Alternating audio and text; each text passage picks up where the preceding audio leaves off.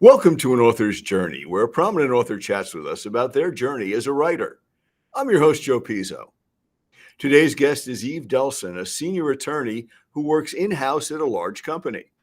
She has two daughters and two rescue dogs. She loves to read and enjoys writing when the muse hits her, which she says is every few years. Delson has written a highly popular fan fiction and two books. The Harry Potter fan fiction available on fanfiction.net and Archive of Our Own is entitled The Hidden Hero. The basic plot is that Harry attends Hogwarts disguised as a Muggle-born. This book has received over 5,000 favorites. Teen Sensation is a young adult romance, self-published and available on Amazon. The story features a 17-year-old Justin Bieber-esque singer who falls in love with his tour manager's daughter, who unfortunately has a crush on someone else. Prejudice and Pride, a gender modern reimagining of Pride and Prejudice, is a self-published novel available on Amazon. Set in the New York area in modern times, this work adapts many of the scenes in the original Pride and Prejudice by Jane Austen. But the gender of the characters is changed in this adaptation. Darcy is a young woman from a powerful political family. While attending Longbourn University, Darcy falls for the son of the university librarian, Eli, who scorns the uptight, image-conscious Darcy. Meanwhile, the brother, James, a teaching assistant at the college, is in love with Darcy's best friend, a wealthy Indian American, Charlize Bingley. According to onlinebookclub.org, quote, Jane Austen's novel Pride and Prejudice is a story of division between the wealthy and the poor, of family scandal, and of changes in perspective. In Prejudice and Pride, however, Eve Delson has reimagined this timeless tale in a modern setting, and it's not the Bennet women who are looking for love. It's the handsome Bennet brothers, unquote. The irony is indeed obvious. The magazine Jane Austen's Regency World makes this observation of Prejudice and Pride.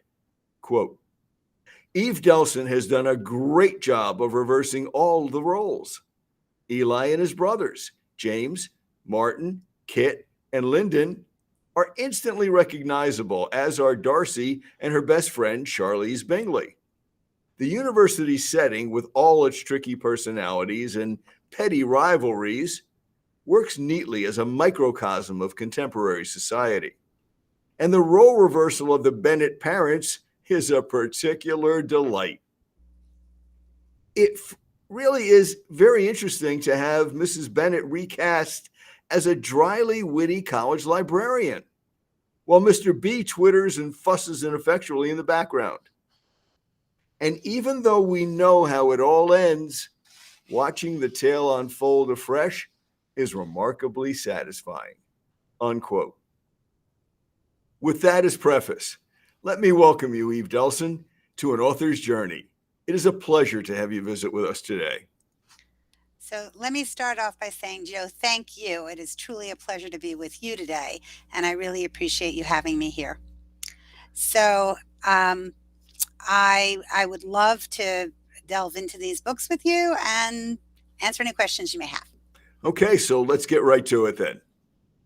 Eve, where did you get the inspiration to take the classic Pride and Prejudice and give it such a twist? Well, I think I'm probably like a lot of people who just absolutely adore Pride and Prejudice and play around with it in my head all the time. And I'm a very big fan of what are a lot, it's almost like a niche area. A lot of books, whether they be fan fictions or actually books you can buy in, in any bookstore, that have either updated, modern, or different characters, or just some variation on the theme of Pride and Prejudice. You've probably seen that there are a lot of movies even that have given it a Pride and Prejudice set in the Mormon community or set in Bollywood. So I'm hardly the first who has decided that Pride and Prejudice works well in other scenarios. And honestly, just always playing around with it in my head, oh, I wonder what Darcy would do if, or I wonder what Elizabeth would do if this were a different situation.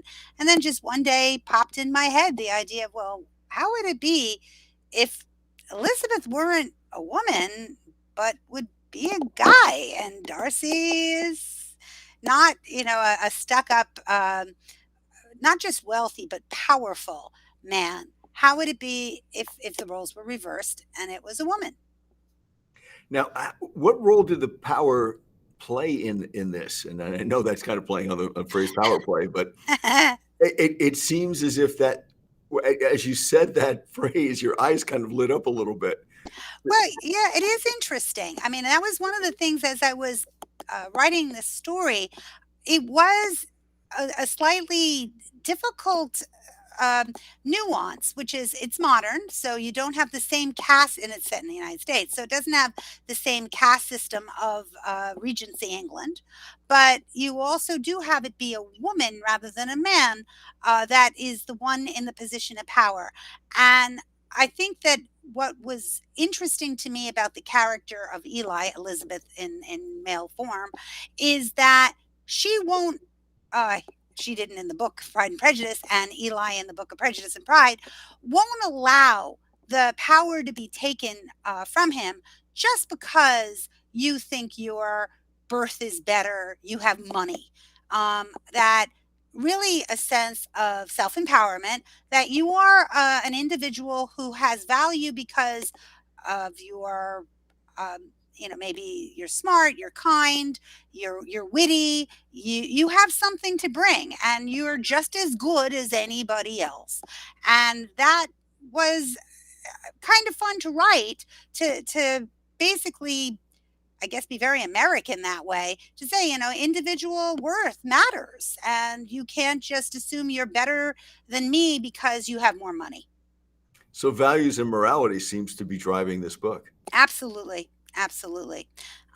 There's a lot of morality that I throughout the book do put in it, and in fact, I had to be careful, and I think I did it very well. But there were times where I thought to myself, "Don't get on your soapbox. Don't make the character just say some you know, uh, almost political argument that you want to put out there that just runs on. It's like, no, no, that's not what a character does.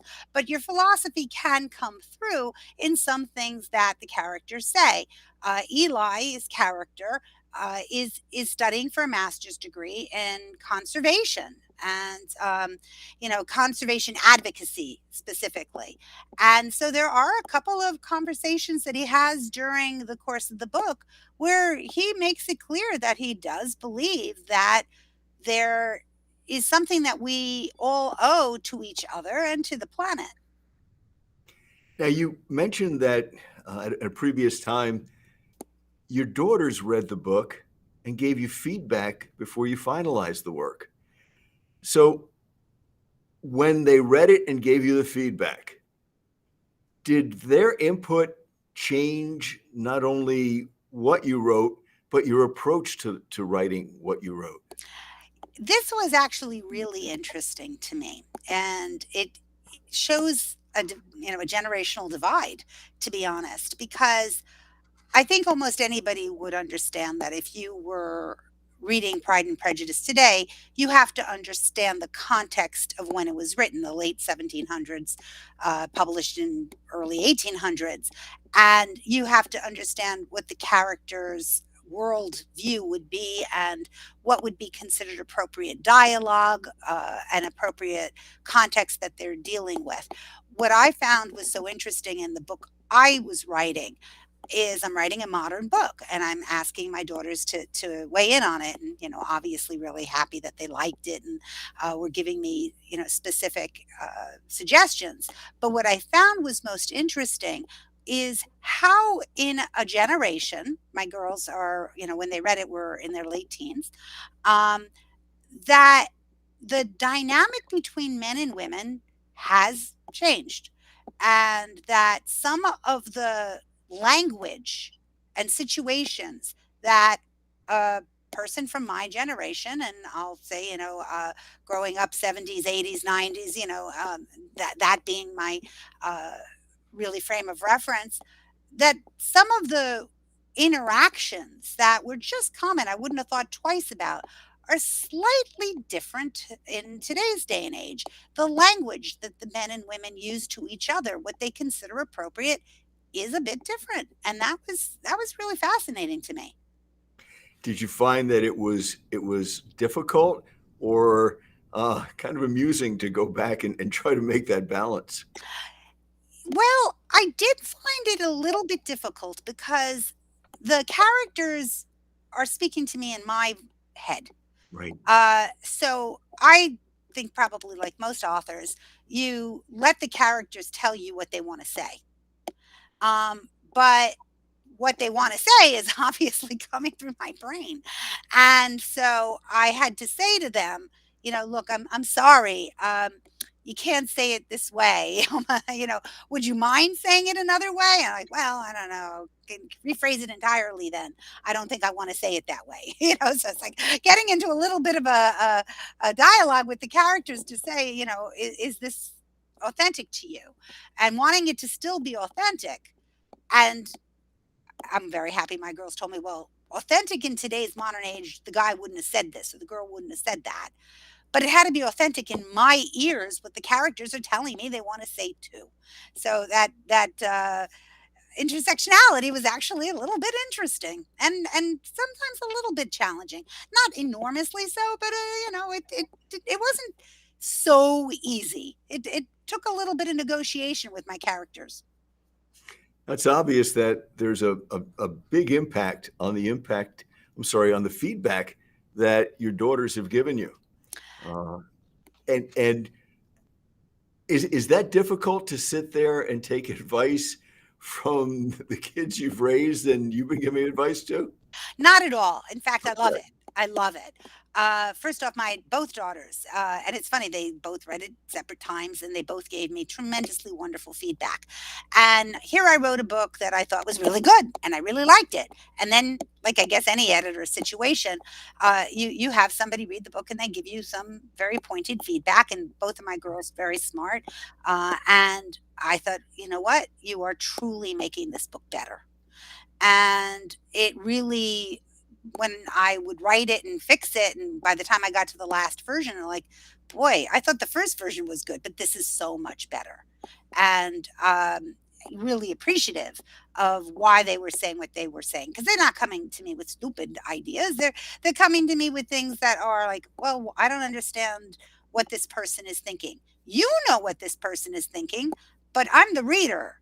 I don't know what this person is thinking. You're going to have to spell it out. So let me ask you, what role then did they have when you decided to write teen sensation? Very similar. Very similar. There were definitely times when, in my mind, before I really put pen to paper, I've played with the story in my head for a tremendously long period of time.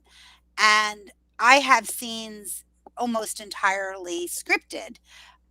It's very much like a movie in my head. I'm watching a movie and it's just about putting that movie down on paper. And what I sometimes think is enormously obvious, well, the person is feeling hurt or the person is feeling scared. I think it is so obvious. And I thought I gave you a clue over here. And then somebody reading it who isn't living this movie in their head, my girls reading the book, they say, well, I'm sorry, why did I think this person was angry or upset? Where are you telling me this? I don't know that that's how I would have interpreted their reaction. So I for one love books that tell me what a person is thinking far more even than what the person is doing. I love books that get into the inner mind of the characters. So when my girls would read something and say, I don't know that you've done that here, it's like that makes me light up to say, all right, let me then really make it clear to the reader where this character is coming from. Now let's just imagine for a moment that Jane Austen were able to sit with us. So the three of us are sitting here, and you're telling her about Prejudice and Pride. What do you think her reaction would be? Well, for one thing, I think she'd be absolutely floored by how not just me, but everybody does riffs on her book. After she, takes that in, which may take a few days. I actually think she'd really like my book because it's very true to a lot of the themes of why she wrote the book to begin with. The whole idea of first impressions, which was the original name of Pride and Prejudice, and the idea that you have some good people, and that to me is also really important. You have to like the characters you're reading about, and unfortunately, I think a lot of books today, I don't particularly like the characters. I really don't understand why I'm supposed to be rooting for them. But in Prejudice and Pride, I really hope, you like everybody. And that was what was so wonderful about Pride and Prejudice. Even when you don't like Darcy, later on you find out, well, he wasn't really all that bad. You misjudged him. You were like Elizabeth. You misjudged him. He's actually a nice guy. Um, so I think she would be very happy that the characters and their journey is what she was trying to get at in her book. I've said it in a different time period with different people, but it's still true to a lot of what she was planning to do. I actually do think she'd probably be a little bit snarky at me to say that I didn't go there. And what I mean by that is she was a bit crueler to the mother in Pride and Prejudice. She was much more um, not giving the mother as much a tolerance. And the character of the daughter, Lydia, who's, if you know the story, she's sort of the character that's the linchpin around a lot of the drama. You don't like her. I'm sorry. I don't, maybe some people do. But I think generally the consensus is she's not a likable character. But in Prejudice and Pride, I've made her character, which is a boy, Lyndon, far more likable. He's still, a 16-year-old boy. You do want to, basically smack him upside the head half the time. But he's still a 16-year-old boy, and you got to sort of understand where he's coming from. I think it makes, and the father, who's the Mrs. Bennet character, uh, he's obnoxious, but I explain why, where he's coming from. And I think the reader would have a lot more patience with him and a lot more tolerance for him. So ultimately, I think I did it on purpose. I like the fact I gave these characters three dimensions, right? But I do think Jane, if she were here, would roll her eyes and said, "Well, you didn't really choose to make any villains." Basically, you wanted all of the characters that are the family of the Bennets all to be likable, and I was willing to sacrifice a few. So, given the fact that you enjoyed redoing this classic tremendously, do you have any plans right now to take another classic and rewrite it? Well, not right now. The way I would typically approach is that, as I was saying before, I kind of have to live it in my head. I have to see the movie of it, and I have to really feel like I've got to get it down on paper. And to be honest, the only book that I have in my head that I could see doing anything even remotely like that, I don't know if you'd call it a classic. It's a teen classic. It's The Outsiders by S.E. Hinton. Yes. And I adore that book. But to be honest, I don't know that I'd want to write anything because it's in my head, playing around with it. And the moment I put it down on paper, it's not in my head anymore. It doesn't belong to me anymore. It goes out of my head and onto the page. And it's as if another person wrote that story. And it's not, I don't live with it anymore. So I have to be willing to give it up and miss it. So I'm not ready to do that with the outsiders. I don't know if I ever will be, but that's sort of the if I were, that would be the book I'd do it with. Okay. Now I'd like to talk a little bit about your fan fiction. You've disguised Harry Potter as a muggle born when he attends Hogwarts. And my question would be, does the concept of what if drive your writing, or is there some other motivation in place?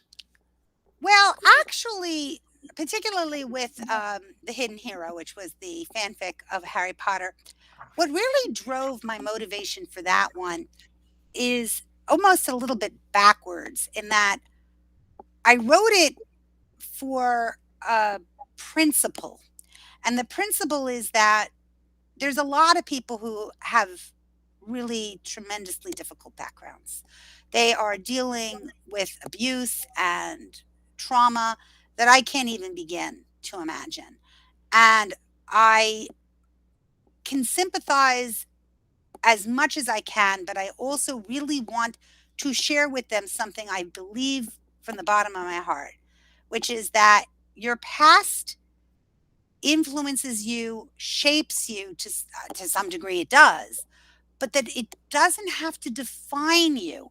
It doesn't have to limit you. It doesn't have to be the be all and end all of who and what you are. You can sort of rise above it. And so the what if portion of the story was it became a very fully realized story. It's a very long one. It's I think incredibly interesting. But what really drove me to write it wasn't, oh, what if he were a muggle born, which, is obviously the linchpin of that story, but more, how do I get across that here is a tremendously damaged person who goes through a whole host of really um, betrayals and uh, stress that pushes him down to the point where he's really ready to give up and to say no. You can come out the other side. You can have a chapter 2 in your life, and you can really not allow that past to hold you back. If you are willing to accept the fact that the past is the past, and a lot of people in your life are also damaged, but don't let them define you. And you turn around and you embrace the best that you can be. And you can find happiness and you can find love and you can find your purpose in life. So that's really, strangely enough, it was that message that I wanted to craft that then brought me back to the story. Well, then how do I do that?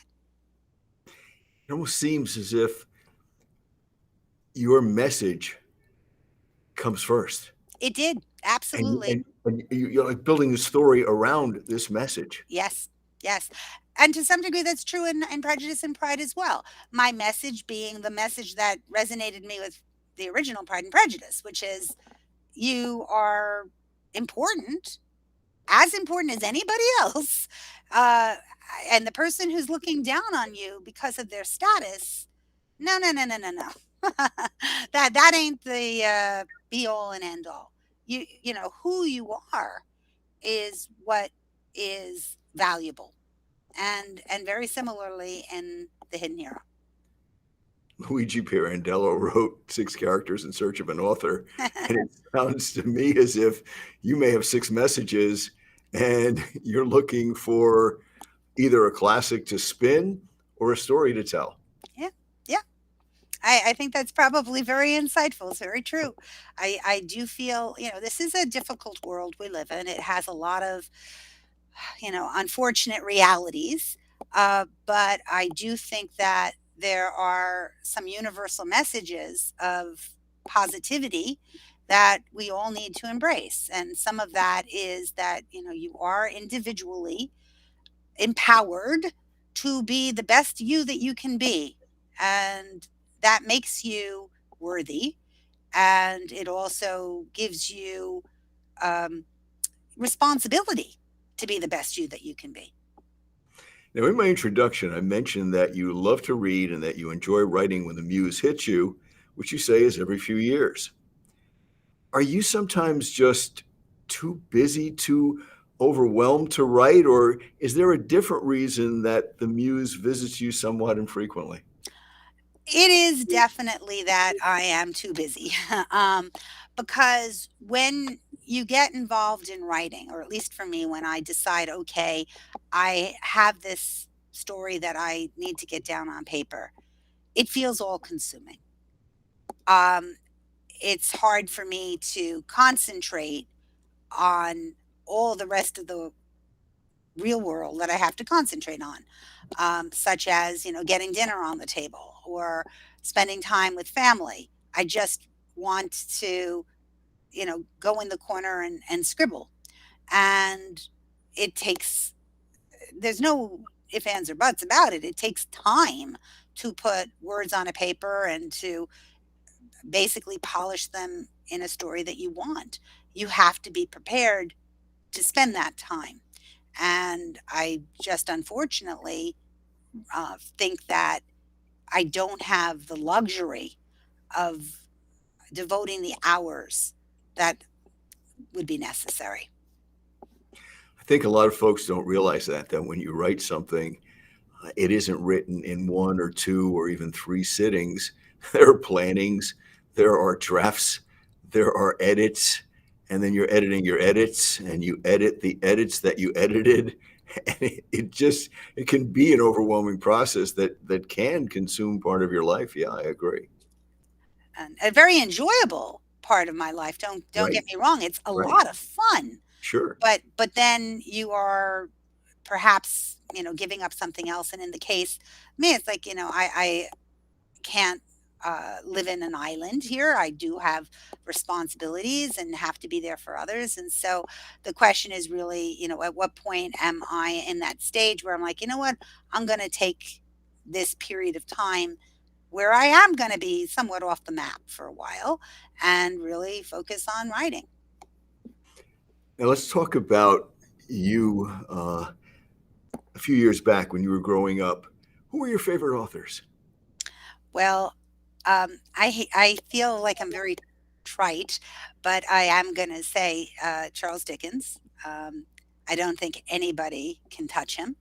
And Shakespeare. One prose, one playwright here, but they are the standards. But they're the standards for a reason.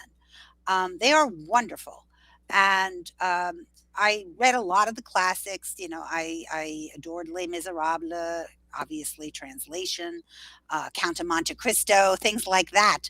I tend to be um, a little impatient with authors that spend a lot of time on descriptions of locations and what people are wearing. I know some people really enjoy that. I for one, don't. So writers that spend a lot of time in that kind of descriptive arena are not my favorite authors. Um, I remember hearing a phrase, I don't recall who said this, but about Henry James, which is that he chews more than he bites off. And I always remembered that because that's exactly how I felt when I had read him and how I feel when I read a lot of authors. I like the author that is very heavy on either the internal dialogue or on plot. That's why I like Harry Potter. It's so heavy on what's going to happen next. Um, and that's definitely what I react to. Many of today's authors, and I fit this category as well, suffer from writer's block. That time when you look at the screen or at the paper, and there's just blank space there. And you try, but it just doesn't seem to be coming. When that happens, how do you handle that? Well, actually, I find that I handle it in a few different ways. One is, again, in my head, I'm seeing a movie. So the question is, can I visualize it better? But the other thing I do is something that I actually do in my work life as well, which is that if you're overwhelmed by something, I think I must have read this somewhere. I don't think I created this. The answer is just approach it anywhere. Don't worry about the beginning. Don't worry about the end. Don't worry if you're in the middle. Just do anywhere. So when I have a writer's block, it's like, okay, I really don't know how this character starts the conversation. I don't know how he ends the conversation. But can I write the piece that's the filler in the middle? Can I start? And if I start, then, well, if he said this, what's that other person going to respond? And then before you know it, you actually have a little bit more on the page. And at the end of the day, that whole thing might get scrapped. You may not like any of it, but it's starting to evolve into the scene. Now, is there part of the writing process that you find is your most favorite, or maybe there's a part that you just would like to avoid if possible? Well, I love when I am writing about a climactic scene.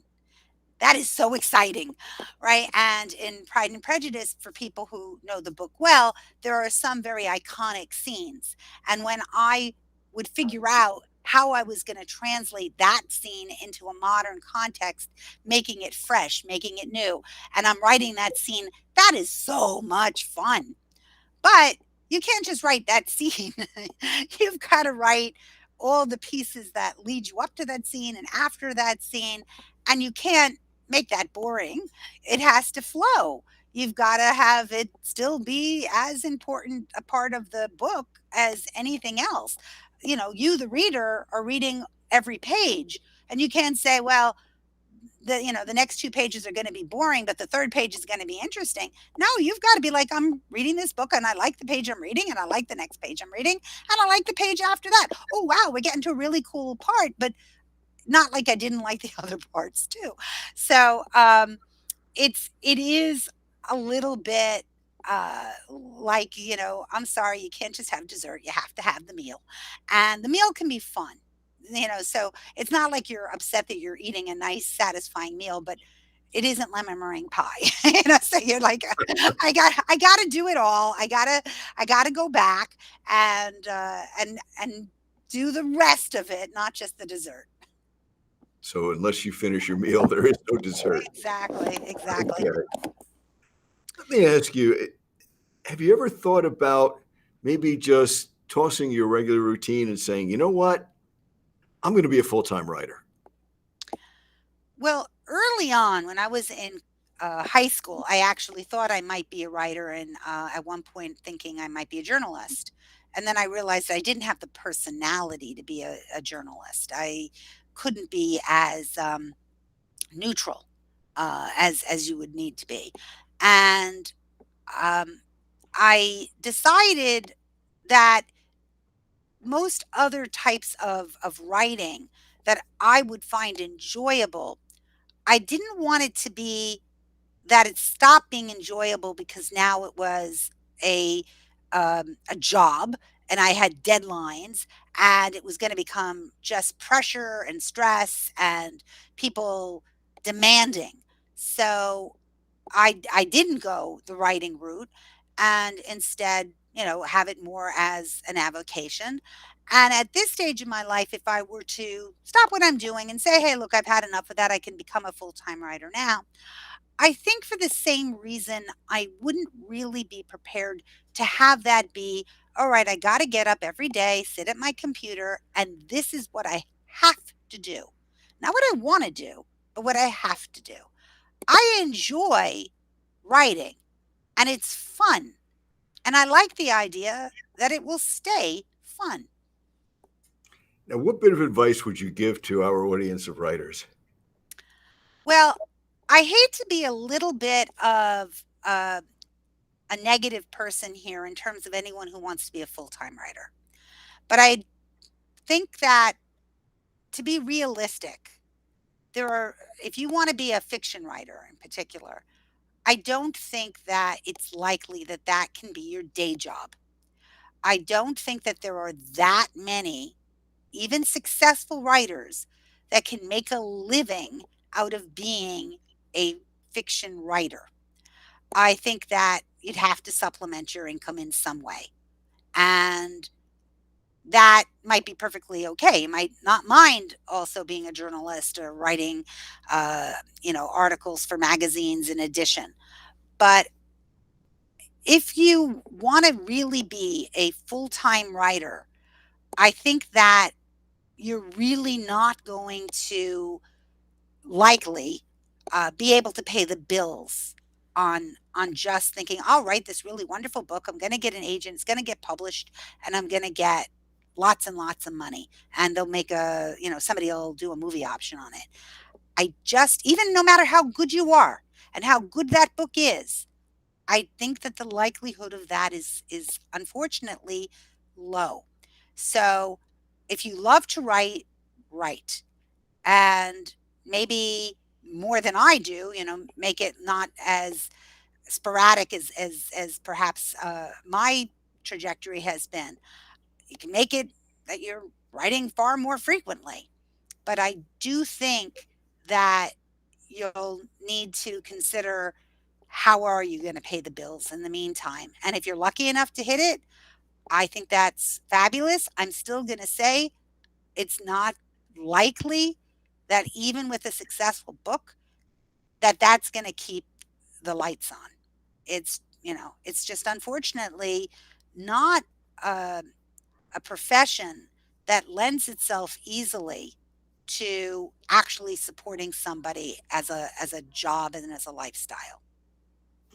Now, I'm sure as you and I have spoken, there are folks who are interested in making a purchase of one of your books.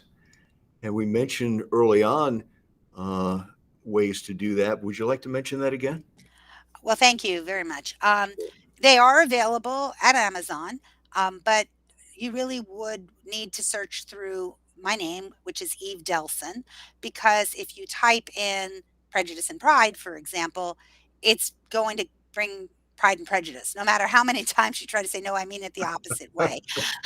So the best way to find my books is through actually typing in Eve Delson, and then they'll show up there. And if you go to fanfic, you can type in the hidden hero under Harry Potter. And hopefully you'll enjoy that too.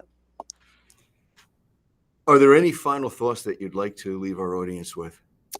Well, I thank you for that. I really do want to say that for me personally, writing was an expression of a creative uh, muse that I felt was very much a gift. I think so many people have said this, whether you believe in God or some other uh, power.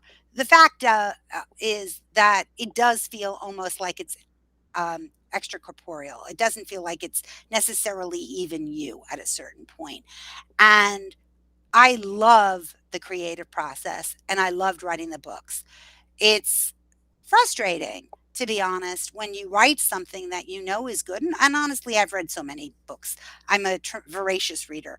And at this point, the books that I've written, I've got enough distance. It almost feels like I'm reading a book that somebody else wrote. And I can tell you, I think they're good. I really do. I'm happy to say that. It's a nice feeling to have.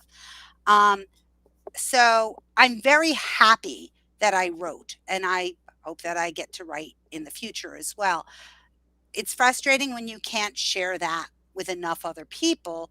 I'd love to know that a lot of people are reading my books, just because when if you were a painter, you don't want your painting just to hang up in your own bedroom. You want to share it. So in that regard, I hate to be a little bit of a downer in that that's a bit depressing. And when you see what does get published, you're like, I don't know who this person knew that they got something published, because my work is better than that. But I also can honestly say there is so much joy out of writing. So don't deny yourself that. I hope that your experience will be favorable that you'll, be the next J.K. Rowling. I hope that if not as successful as that, it's still successful enough to make you happy. But I think that the biggest happiness you have to get is the happiness of yourself just expressing the story that needs to come out. And I wish you well in that. I think our audience has not only benefited from listening to you, but I can tell you that your writing comes from your heart. And the fact that it does that, I think, shows the energy that translates across. Without that, without really having the passion for writing, I don't think you would even begin to approach the success that you're able to approach right now. Yes, and it's fun. Eve Delson, thank you so much for taking an author's journey with us today. We're all looking forward to the next time the muse visits you and you produce another novel with a twist of irony, of course. And may you have much more success throughout your journey throughout the literary world. Thank you so much. Thank you. I really appreciate spending this time with you. It's been very enjoyable. It's a pleasure. Well, that concludes our journey for this day. Be sure to join me again for more conversations with more authors of interest. For An Author's Journey, I'm your host, Joe Pizzo. Have a wonderful day.